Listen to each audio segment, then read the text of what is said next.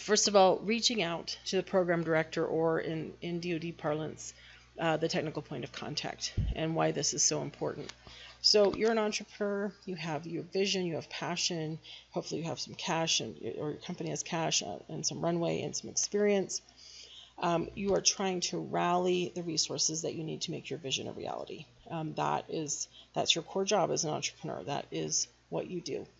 And reaching out to the PD in advance of submitting a proposal helps you to begin to establish a relationship so that they can have confidence in you that you could actually be a successful awardee. Do not just take this away with you, please. Do not surprise your program director.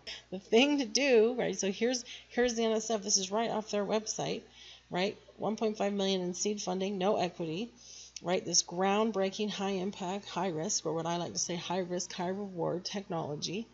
Give them a clue that you're out there doing this kind of great work. Warm them up so that they want to give you $1.5 million, because you want them to want you to give them that kind of money.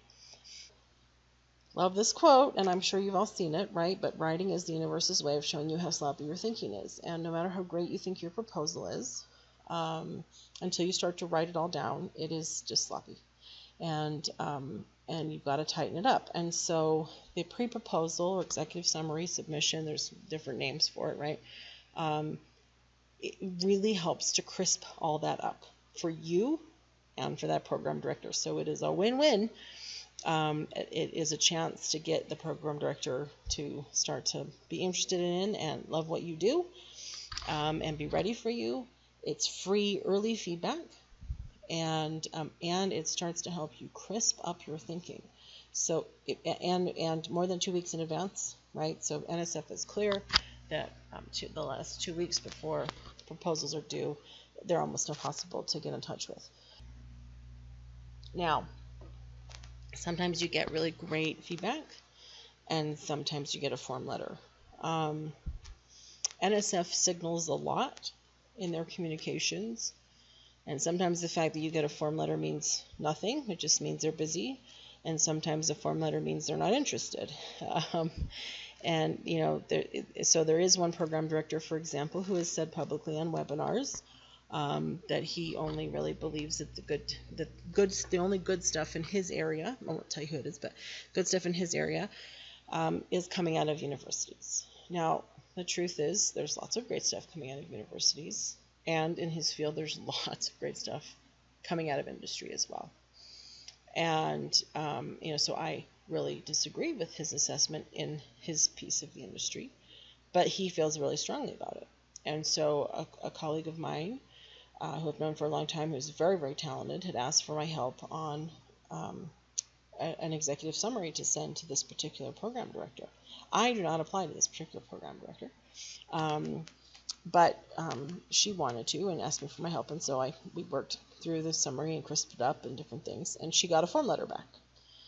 And I am worried that it's a bad sign, because she's not from a university, and that he just didn't bother to take the time, and he's just going to convince his reviewers, that he assembles panels that resemble his viewpoint, which is all academics, and that she won't really have a chance.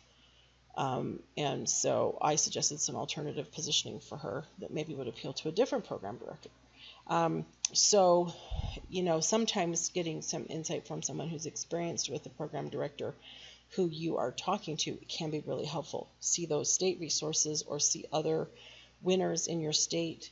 You can go to research.gov and you can look up winners in your state and talk to them, network with them, and just get their feedback on program directors they've worked with, different things like that. I highly recommend all of that.